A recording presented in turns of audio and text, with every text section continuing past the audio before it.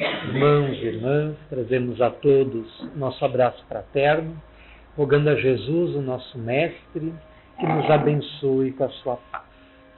O pensamento da humanidade tem evoluído desde as eras pré-históricas até a atualidade, passando, sobretudo, pelas fases originárias, onde dominava o pensamento mítico, e alcançando a atualidade, onde predomina o pensamento lógico e racional.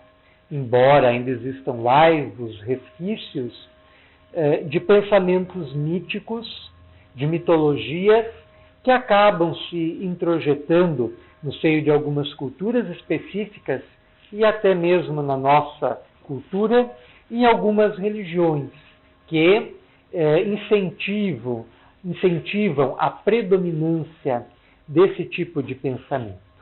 Nos últimos 500 anos, a humanidade acabou desenvolvendo-se mais significativamente no campo da razão, no campo da ciência, no campo da filosofia.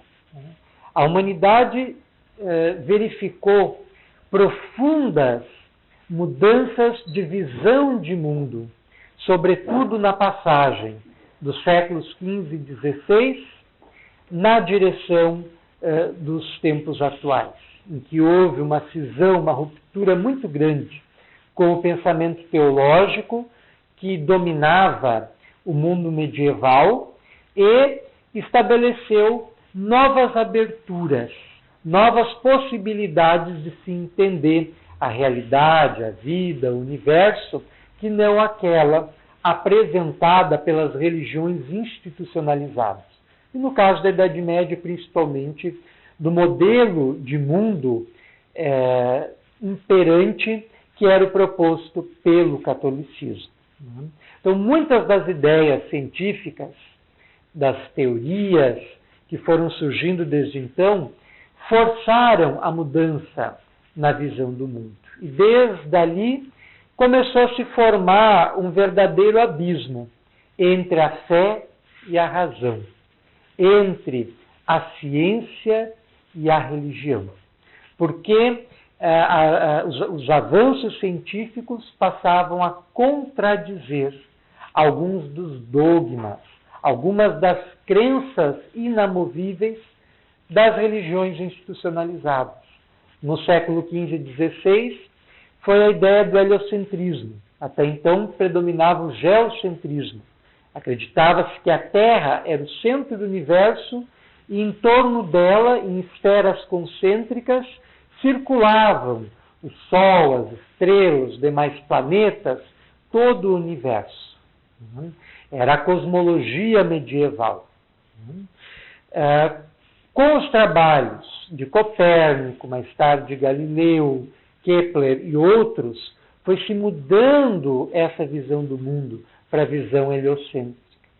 Mas, no entendimento de alguns religiosos, a teoria heliocêntrica de que a Terra está em movimento, de que não é o Sol que se move em torno da Terra, mas a Terra que se move em torno do Sol, isso é o heliocentrismo. Hélio era uma divindade associada ao Sol nos antigos gregos, daí o termo heliocentrismo. Essa ideia do heliocentrismo, no entendimento de alguns teólogos, contradizia o texto das Escrituras. O que, na verdade, não acontece, porque as Escrituras, a Bíblia, é um texto milenário. O próprio nome Bíblia, né, vem de biblos, do grego, e quer dizer livros. A Bíblia é um amálgama, é um conjunto de vários livros que tiveram origens temporais, origens históricas diferentes, e que foram, ao longo do tempo, sendo condensadas, sendo compiladas, surgindo o que nós hoje conhecemos como Bíblia. E reflete escritos das mais diferentes naturezas, escritos religiosos, escritos éticos, escritos morais, escritos cosmogônicos, escritos políticos, escritos que têm um caráter de crônica, de narrar os feitos e façanhas de reis, escritos proféticos e por aí vai. Então, a natureza desses escritos são os mais diversos e são passíveis de diferentes formas de interpretação. Então, lá na passagem da Idade Média para a Idade Moderna, que se dá justamente nos séculos XV e XVI, alguns teólogos entenderam que o heliocentrismo estava em contradição com os textos bíblicos, o que, repetimos, não acontece. Mais tarde, já indo para o século XIX, com as ideias evolucionistas, com a teoria de Darwin, por exemplo, mais uma vez, pareceu que na Idade Média, ali, na passagem da Idade Média para a Idade Moderna, a Terra saiu do lugar de destaque. Na passagem da Idade Moderna para a Idade Contemporânea, o homem sai de destaque, não é mais o centro do universo, o centro da criação. Essa foi a leitura, a interpretação feita por alguns religiosos, que rechaçaram, inclusive, e condenaram A Origem das Espécies, que foi o livro inicial em que Charles Darwin expressou a sua teoria, indo parar, inclusive, no Index, no índice dos livros proibidos da Igreja Católica, por entender que contrariava o que dizia a Bíblia, o que também não acontece, não ocorre.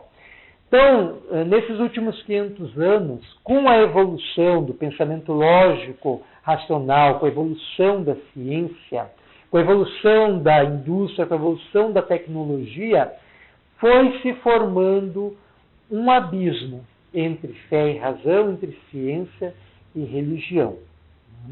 No século XIX, que é o século mais materialista, que é o século mais cientificista de toda a história, coincide o surgimento do Espiritismo. E fazendo uma análise histórica sobre isso, é muito curioso nós encontrarmos o nascimento do Espiritismo justamente nesse contexto histórico, em que predominava a negação, o ceticismo. E é por isso que o Espiritismo não poderia ter nascido senão na condição de uma ciência de caráter experimental, em que as manifestações mediúnicas passaram a ser analisadas e estudadas como um objeto de observação científica. E assim, é esse tratamento que é dado por Allan Kardec. E é assim que nasce o Espiritismo, como uma ciência experimental. No item 7º da conclusão do Livro dos Espíritos, Allan Kardec vai escrever: sob 3 aspectos diferentes se pode considerar o Espiritismo. O primeiro deles é o aspecto das manifestações. O segundo é o aspecto das manifestações e dos princípios e aplicações decorrentes delas. E o terceiro, a aplicação prática das manifestações e dos princípios. E aí ele vai dizer que, em função desses 3 aspectos diferenciados do Espiritismo, pode-se estabelecer 3 categorias, classes ou graus de adeptos.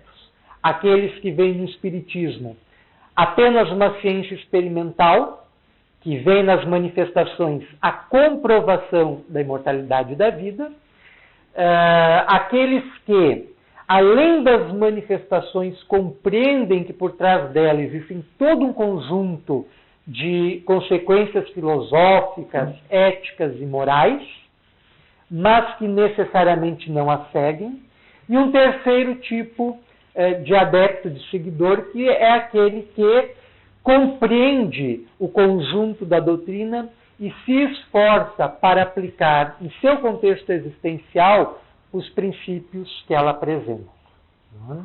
Então, o Espiritismo surge justamente, repetimos, no século mais materialista de todos, considerando a história universal, e nasce como uma ciência de caráter experimental, mas com consequências filosóficas e religiosas, o que hoje configura o seu tríplice aspecto. A doutrina espírita é ao mesmo tempo uma religião, uma filosofia e uma ciência.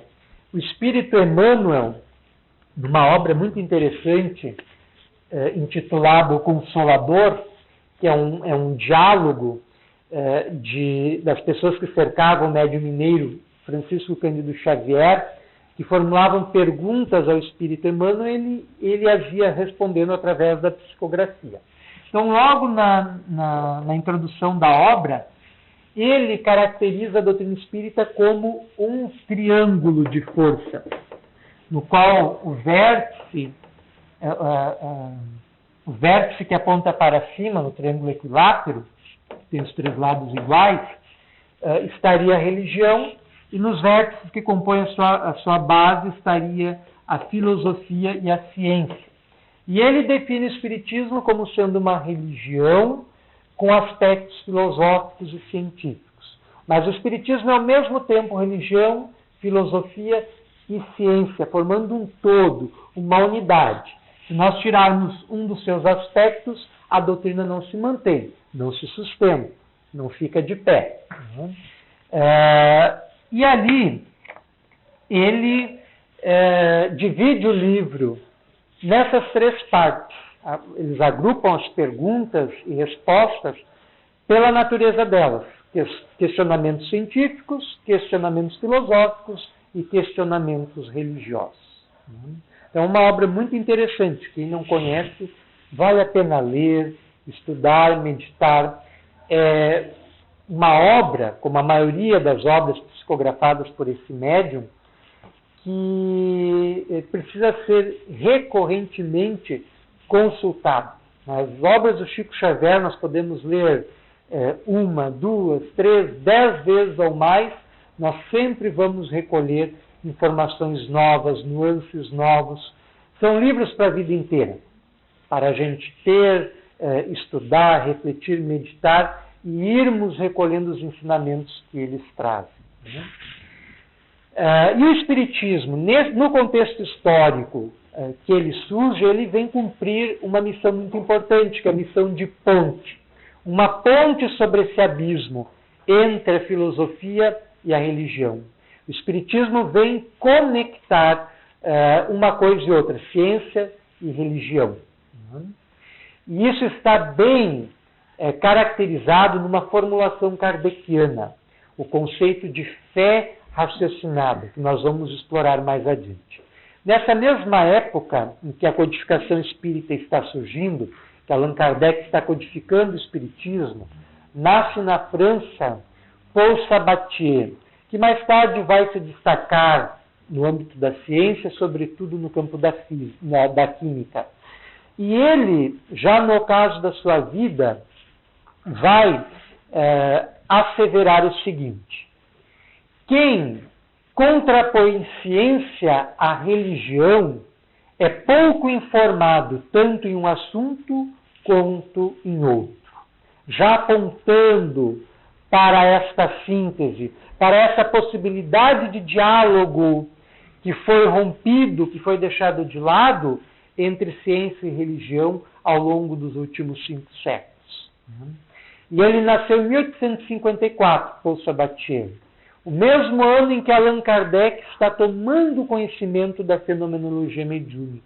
Ele ouve de um amigo seu falar das mesas que giravam e que respondiam inteligentemente às respostas que eram feitas, as perguntas que eram feitas.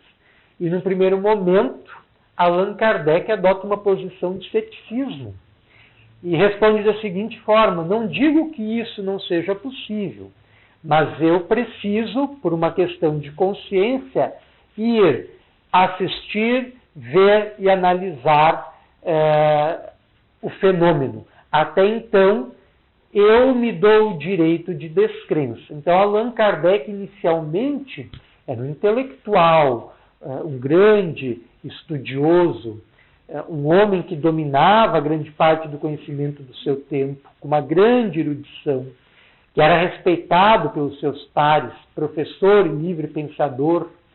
Segundo alguns biógrafos, embora hoje seja questionado isso, né? Segundo alguns de seus biógrafos, ele seria médico, outros dizem que não. Não obstante, ele tinha sólidos conhecimentos sobre anatomia, sobre fisiologia, e ministrava cursos gratuitos tentando vulgarizar essas áreas do saber humano, além de outras, como a astronomia, física, matemática, etc. Então era um homem da ciência. E ele, num primeiro momento, não acredita no relato que ele ouve do seu amigo. E vai presenciar o fenômeno. E vê que ali existe algo de sério. Como ele vai escrever mais tarde, nesse mesmo item que citamos, o item 7º da conclusão do Livro dos Espíritos, é toda uma nova ordem de ideias para a humanidade, da qual não pode deixar de resultar uma profunda e significativa transformação da mesma. Então, de fato, nas manifestações espirituais se erige todo o edifício doutrinário da doutrina espírita, que apresenta uma nova visão para o homem, para a humanidade, de si mesmo, da realidade universal da qual participa. Allan Kardec, no Evangelho segundo o Espiritismo, no capítulo 19, intitulado A Fé que Transporta Montanhas, no item 6, escreve o seguinte: do ponto de vista religioso, a fé consiste na crença em dogmas especiais que constituem as diferentes religiões. Todas as religiões possuem os seus artigos de fé. Sob este aspecto, a fé pode ser raciocinada ou cega. E o item continua mais alguns parágrafos adiante. É um texto muito interessante. Nós vamos analisar essa afirmação inicial, em que ele afirma que a fé pode ser considerada de diferentes pontos de vista, né? A fé em si mesmo, a fé que se confunde um pouco com o otimismo, que é aquela esperança, aquela vontade, aquele desejo, ou até mesmo aquela crença de que as coisas vão dar certo, ou podem dar certo, e pode ser considerada de outras formas. Mas, do ponto de vista religioso, segundo Allan Kardec, a fé consiste justamente na crença em dogmas especiais. E dogma aparece aqui, no texto da codificação, não com o seu sentido mais vulgar, que é aquela verdade religiosa que não se discute, que é princípio de fé e não se discute, como é, por exemplo, como dogma dentro da Igreja Católica, da Santíssima Trindade, ou da infalibilidade papal, que é decretado pelo Papa que estava pontificando nessa época que a codificação espírita está surgindo. Em 1870 e 1871, nasce o dogma da infalibilidade papal, que o Papa é infalível em questões de fé. Isso são dogmas, não se discute. Se aceita e não se discute. Então, esse é o sentido mais conhecido da palavra dogma. Mas, segundo as suas origens gregas, dogma é um princípio, é uma lei. E é nesse sentido que ele aparece. Então, sob o ponto de vista religioso, a fé consiste na crença em vários princípios gerais de uma determinada doutrina, que é o que Allan Kardec fala de artigos de fé. Nós vamos passar a examinar rapidamente os artigos da fé espírita, os princípios da fé espírita. O primeiro deles, sem sombra de dúvidas, é Deus. No seio de qualquer religião, de qualquer filosofia espiritualista, Deus se apresenta como sendo o princípio fundamental, o alfa e o ômega de todas as coisas, o início e o fim de todas as coisas. Com o Espiritismo não poderia ser diferente. Tanto que a primeira questão do Livro dos Espíritos é conhecida de todos nós. Que é Deus? Pergunta Kardec. Inteligência suprema, causa primária de todas as coisas, respondem os Espíritos. E não foi por acaso que Allan Kardec colocou no livro que dá origem à doutrina espírita como a primeira questão desse fantástico diálogo que ele mantém com o mundo invisível, a pergunta: que é Deus? já indicando que o princípio fundamental no Espiritismo é, sem discussão, a divindade, a questão da divindade. Só que a visão que o Espiritismo tem da divindade destoa da visão que a maioria das religiões institucionalizadas, sobretudo as cristãs, o tem. Que ainda aquele Deus antropomórfico, aquele Deus com feição humana, aquele Deus que faz parte do que eles chamam de Santíssima Trindade e que é dogma de fé e não se discute. A visão que a doutrina espírita tem de Deus é muito mais ampla. Está expressa nessa síntese incomparável trazida pelos espíritos que atuaram ao lado de Kardec em regime de parceria para constituir a nossa doutrina. Inteligência suprema, causa primária de todas as coisas. Particularmente, jamais encontramos uma definição mais concisa, sintética e ao mesmo tempo mais profunda, mais sublime do que essa. A não ser a de Jesus, que apresenta Deus como sendo o nosso Pai, dando um caráter mais intimista da relação do Filho com o Pai. Mas o Espiritismo nos apresenta Deus, não tirando a impessoalidade que a pessoalidade que Jesus lhe confere, no sentido de que o Pai se preocupa com seus filhos. O Espiritismo apresenta Deus como essa inteligência superior, sem igual, da qual todos nós, enquanto princípios inteligentes, procedemos. Fomos gerados, somos partícipes. Enquanto inteligências constituídas, participamos da inteligência cósmica, da inteligência de Deus, de modo que os nossos pensamentos vão se formulando sobre o pensamento divino, que os conhece intimamente. Daí essa ligação profunda de Deus com cada um dos seus filhos. Nos conhece melhor do que a nós mesmos. Mas é uma visão mais ampla, é uma visão mais profunda, é uma visão mais pujante da divindade. E que lhe tira aquele caráter de feição humana, que ainda muitas religiões ligadas às sobrevivências do pensamento mítico ainda teimam em incentivar. Não obstante, já no tempo de Kardec, a maioria dos teólogos influenciados pelo ideário iluminista, que já vinha desde o século XVII, já passava a identificar a divindade como algo maior do que alguns dogmas das religiões instituídas. Então, o artigo fundamental da fé espírita é Deus. Em seguida, o princípio da imortalidade do ser. Nós somos todos seres imortais. Nós somos seres espirituais dotados de imortalidade. Isto é, nós nunca deixamos de existir. Ser imortal é jamais deixar de existir, é existir para sempre. O espírito Camilo, através do médium José Raul Teixeira, costuma dizer o seguinte: saímos muitas vezes do corpo, abandonamos o corpo muitas vezes, o que equivale a dizer, morremos várias vezes, mas não saímos sequer uma única vez da vida. Nós jamais deixamos de viver enquanto seres espirituais.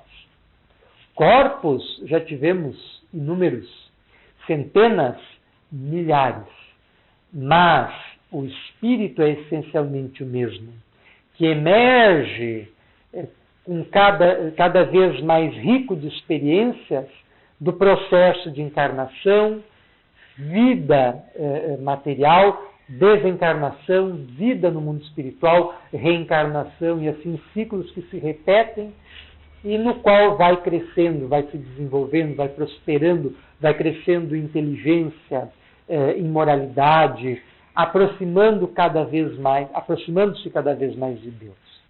Então nós somos seres imortais. É um princípio fundamental no Espiritismo, como em todas as religiões.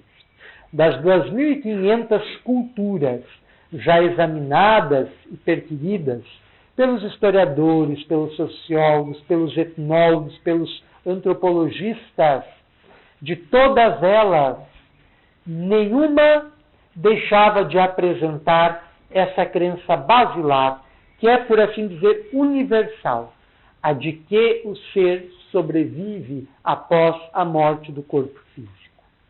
E é por isso que nós encontramos na leitura do Livro dos Espíritos várias referências a isso. Os Espíritos repetem cansativamente, incansavelmente, de que o ser humano traz instintivamente esta ideia de que a vida não se acaba com a morte. Ela prossegue além.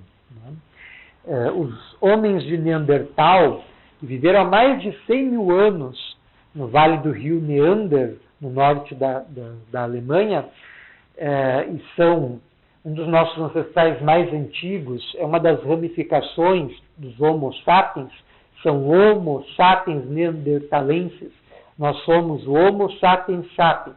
Eles são uma subespécie do Homo sapiens que nós não teríamos vindo deles. Seria uma subespécie de Homo sapiens.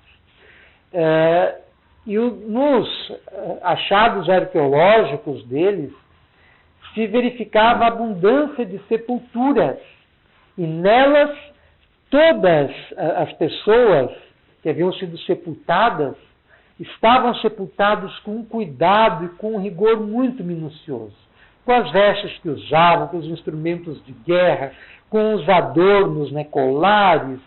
E é uma conclusão dos próprios pré-historiadores, dos próprios arqueólogos, que esse cuidado, essa preocupação extremada com o sepultamento dos mortos, que é algo inédito na história da evolução humana, quando os primeiros Homo sapiens estão surgindo, indicaria a crença que eles possuíam na sobrevivência da vida após a morte.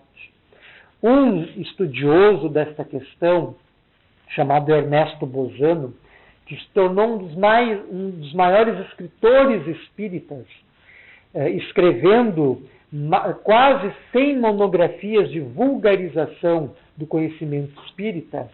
Ele escreveu um livro muito interessante intitulado Manifestações Espíritas nos Povos Primitivos, onde ele defende a tese de que essas populações tal qual as populações neandertalenses, acreditavam nos princípios gerais que nós espíritas hoje acreditamos, porque eles viviam os fenômenos espíritas. Aqueles que iam morrendo, os espíritos deles, desligados do corpo, permaneciam ali no grupo, e aqueles dotados de uma percepção espiritual mais aguçada viam esses espíritos ali, que continuavam participando da vida coletiva. Como acontece conosco? Muitos dos nossos familiares, quando desencarnam, a maioria deles permanece um certo tempo, e às vezes é um tempo longo, junto de nós. Se já são esclarecidos, nos auxiliam. Se não são tão esclarecidos e permanecem muito presos a questões de herança, a desafetos familiares, acabam atrapalhando. São os fenômenos obsessivos que ocorrem e que são muito comuns. Quantos fenômenos desse tipo não se transformam em cisões de família, muitas vezes até em homicídios. E há uma influência espiritual muito grande. Então, isso que ocorre na atualidade ocorreu em todos os tempos, em todas as culturas. Então, a ideia de imortalidade é central no Espiritismo. Outro princípio fundamental, outro artigo de fé, é a comunicabilidade com o mundo espiritual, através da mediunidade. Isso também foi praticado em todos os tempos, em todas as eras, em todos os povos. Civilizações já mortas, já inexistentes, como a egípcia, a babilônica, a dravidiana, a indiana nas suas origens, quando são recebidos os Vedas, os Upanishads, que são os textos basilares de todo arcabouço do hinduísmo, entre tantas outras, todas elas foram conhecedoras e praticantes da comunicabilidade com o mundo espiritual. O livro egípcio dos mortos, que é semelhante à nossa Bíblia, um amálgama de diversos papiros, de diversos textos, que reúnem desde ritos e orações, até explicações de processo de mumificação, textos de cunho mítico e outros religiosos, deixa claro a ideia e a prática que estava corrente no Antigo Egito de comunicabilidade com o mundo espiritual. Então, isso no Espiritismo é central. Tanto que Allan Kardec, quando escreve o Livro dos Espíritos, lá no primeiro item da introdução, escreve que para coisas novas são precisos termos novos. Assim o requer a clareza da linguagem para evitar os erros inumeráveis de anfibologia, de ambiguidade. Ou seja, os mesmos sentidos que às vezes, os vários sentidos que às vezes uma única palavra tem, né? As dificuldades polissêmicas, às vezes o mesmo termo é utilizado para várias coisas. Então, para isso ele cria o termo espiritismo, distinguindo do espiritualismo. E hoje o termo espiritismo é utilizado para classificar outras coisas que não são espiritismo. Casualmente, essa semana eu estava assistindo, que vergonha de dizer, assistindo o programa do Ratinho, no final da tarde, e era um caso de DNA. E ali um dos participantes, eles, pelo que eu entendi, frequentavam o candomblé ou a umbanda. Mas a pessoa se afirmou como sendo espírita, como sendo seguidora do espiritismo. E são coisas bem diferentes. Espiritismo é uma coisa, umbanda, candomblé são outras bem diferentes. Precisa se dar nomes aos bois. Então é uma impropriação indébita, é um uso incorreto do termo espiritismo. Não existe outro espiritismo que não seja este que foi codificado em meados do século XIX por Allan Kardec. Só existe esse, não existe outro. Né? Então, candomblé, umbanda, quimbanda, os cultos afros de uma forma geral, embora partilhem muitos princípios que nós espíritas partilhamos, é outra coisa. Não é espiritismo. Eles partilham das crenças espíritas, mas não são espíritos, porque adotam algumas práticas que o espiritismo não adota. Né? Então, Allan Kardec cria o cunho espiritismo e logo no final do item coloca que o espiritismo é a doutrina que tem por base a comunicação do mundo material com o mundo espiritual, do mundo visível com o mundo invisível. Então, o princípio formador e constituinte da doutrina espírita é justamente este, o da comunicabilidade com o mundo espiritual. É a partir daí que surge o espiritismo. Se não houvesse esse contato, esse intercâmbio com o mundo espiritual, nós não teríamos o espiritismo. Daí Allan Kardec, do ponto de vista de constituição, de formação, de origem da doutrina espírita, destaca este aspecto, este artigo da fé espírita, da comunicabilidade com o mundo espiritual. Outro princípio, outro artigo de fé, é o da reencarnação. A reencarnação é um conceito-chave dentro da doutrina espírita, porque ele apresenta a explicação, o entendimento para muitas das dores, dos conflitos, das dificuldades, das questões que nos ocorrem no dia a dia. Quando Allan Kardec tem ocasião de estudar o princípio reencarnacionista, que ele inicialmente também negava, ele não aceitava, Allan Kardec não era reencarnacionista, a partir das comunicações advindas dos espíritos superiores e dos argumentos por eles apresentados, Allan Kardec vai se convencer da força dessa ideia e do valor que ela tem para a explicação do sofrimento. Não existe explicação mais lógica, mais racional para o sofrimento do que o princípio da reencarnação. Não existe. Pelo menos não é do nosso conhecimento. Ele é de uma lógica, ele é de uma clareza que satisfaz a necessidade que nós temos de compreensão. Porque esclarece que nós somos herdeiros de nós mesmos. Se estamos passando por uma situação difícil, cuja origem não se encontra na nossa imprevidência na vida atual, se não foram a combinação das nossas ações na vida atual que nos levaram para essa situação específica, a sua causa está diretamente vinculada a uma vida anterior, onde nós nos equivocamos, onde nós fizemos o que não deveríamos ter feito, onde nós erramos, onde nós nos comprometemos com Deus, com outros seres espirituais, que na maioria das vezes são o nosso círculo de afetos, nosso círculo familiar, a nossa constelação familiar, como está na moda dizer, nos comprometemos conosco mesmo. Isso Allan Kardec escreve no Evangelho segundo o Espiritismo, no capítulo 4, que fala sobre, o título Não se pode ver o reino de Deus se não nascer de novo, numa alusão ao diálogo que Jesus mantém com Nicodemos. Ali Allan Kardec escreve, no item que fala da justiça das aflições, né, que se as dificuldades que nós enfrentamos na atualidade não tem causa nessa vida, devemos procurar essa causa em vidas anteriores, seguindo o axioma científico do qual ele era fã incondicional, de que todo efeito deve ter necessariamente uma causa. Então, ele aplica isso. E a doutrina espírita é toda imbuída desse racionalismo e dessa lógica.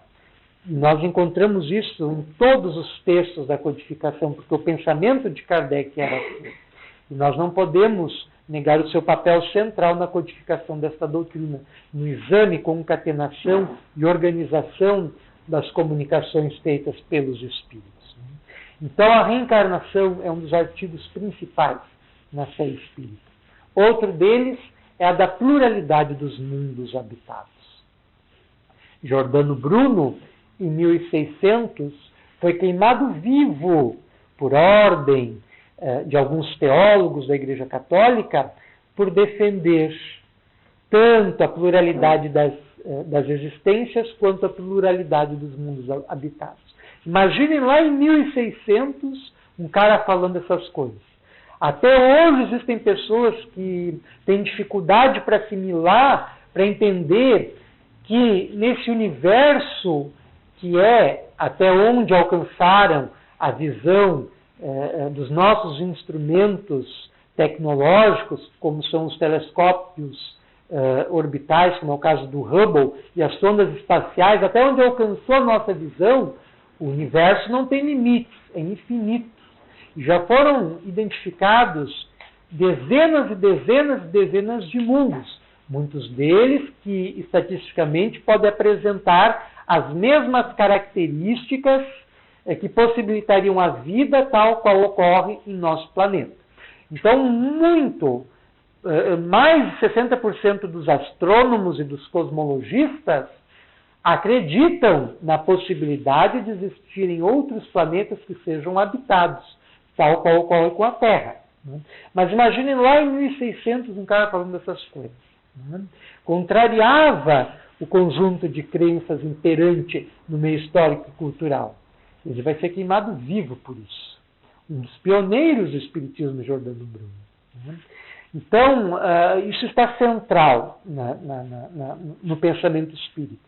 A pluralidade dos mundos habitados decorre necessariamente da pluralidade das existências. Se existe no universo seres espirituais em diferentes níveis de evolução, deve haver necessariamente ambientes, planetas, mundos para abrigar esses seres.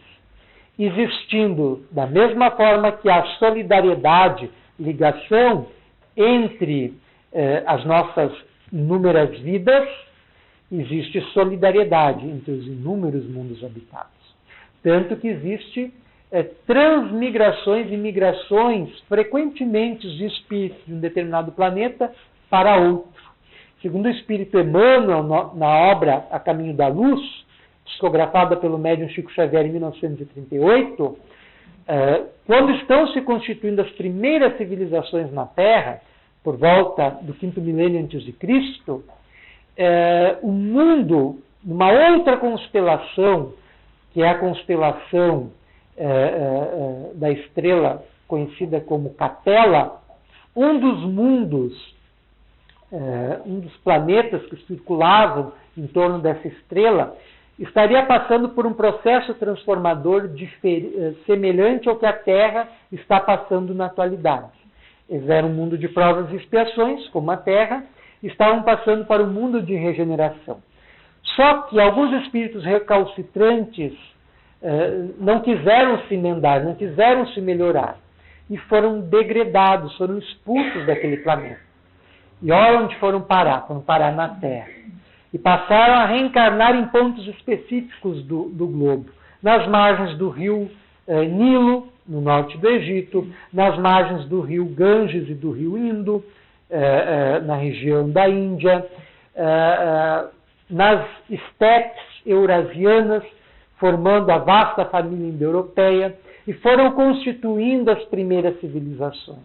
O que explica esse surto de desenvolvimento que a gente percebe no 5º milênio antes de Cristo. Até então nós temos um grupo de caçadores e coletores que passa para a condição de agricultores, erige as primeiras cidades e de uma hora para outra vem esse surto de civilização, com obras arquitetônicas que até hoje desafiam a nossa compreensão, como as pirâmides egípcias, os zigurates lá na Mesopotâmia e por aí vai.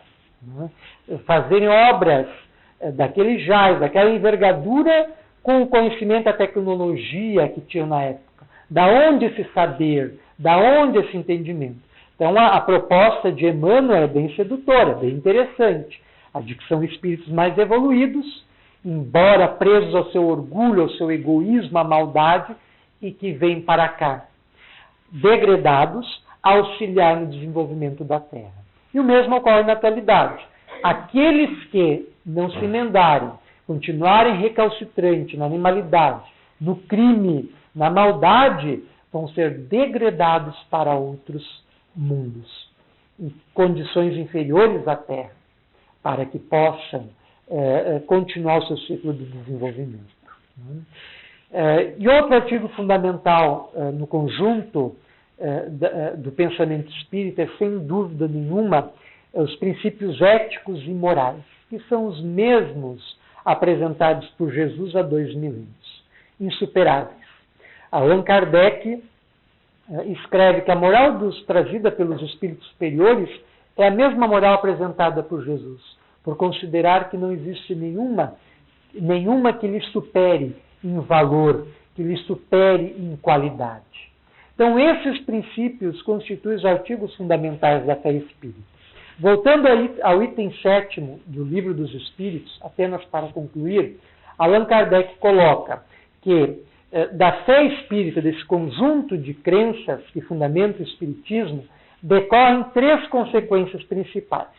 A primeira delas é o desenvolvimento do sentimento religioso, porque faz ver na morte não o término para tudo, não o fim de tudo, mas simplesmente uma transição para novas dimensões, para novas realidades, para novas faixas existenciais.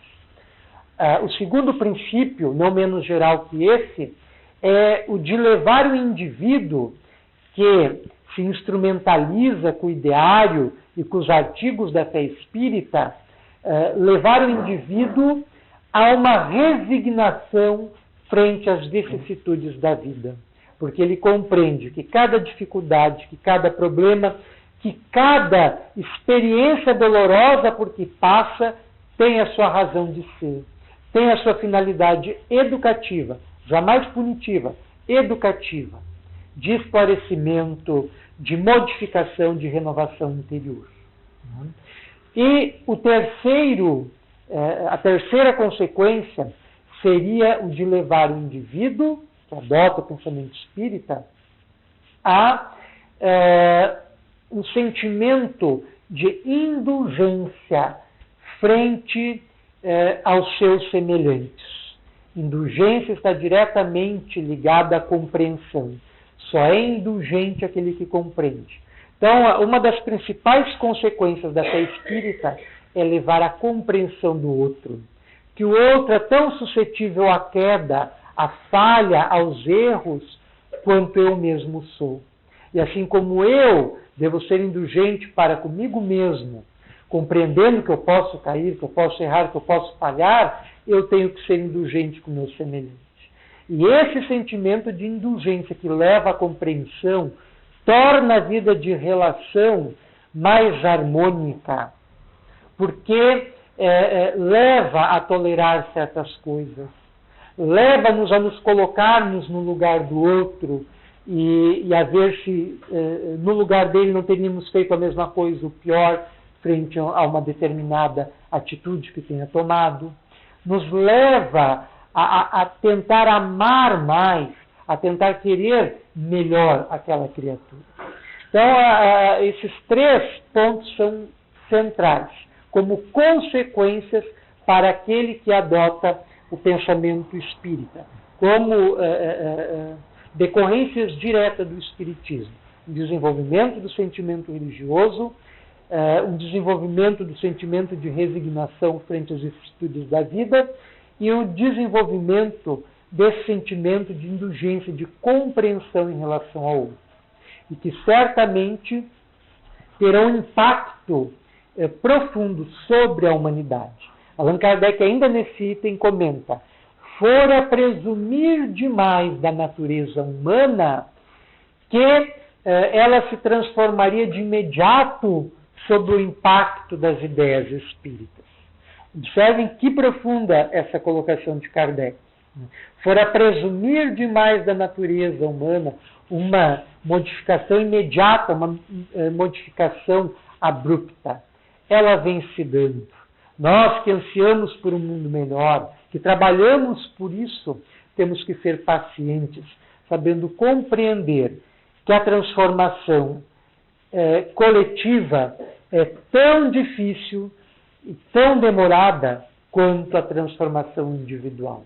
Nós sabemos como é difícil abandonar antigos vícios, antigos hábitos, dominar certos pendores, oferecer outras tendências para o nosso comportamento, nos modificarmos internamente. Então, isso que é difícil para nós fazermos enquanto indivíduos, que se dirá da humanidade como um todo, da coletividade terrena como um todo. Então, essa transformação operar-se-á paulatinamente, como se for um grande tacho d'água, cheio de água suja, lodosa, barrenta, ao qual vai se acrescentando água limpa. E a água que está ali no seu bojo vai transbordando. A água limpa se misturando com a suja, até que ela, por inteiro, esteja límpida. Então, é o processo da reencarnação, em que nós reencarnamos cada vez melhores e reencarnamos para melhorar, contribuindo dessa forma para a melhoria geral. Agradecemos a generosa atenção de todos e rogamos a Jesus, o nosso Mestre, que se encontra no governo espiritual da Terra, que nos abençoe, que abra as nossas mentes para compreendermos as questões espirituais, que ainda são difíceis para nós entendermos, e nos auxiliem a, principalmente, ir colocando em prática na nossa vida aquilo que nós já conseguimos compreender. Que Jesus nos abençoe e nos guarde no seu carinho e nas suas bênçãos. Muito obrigado.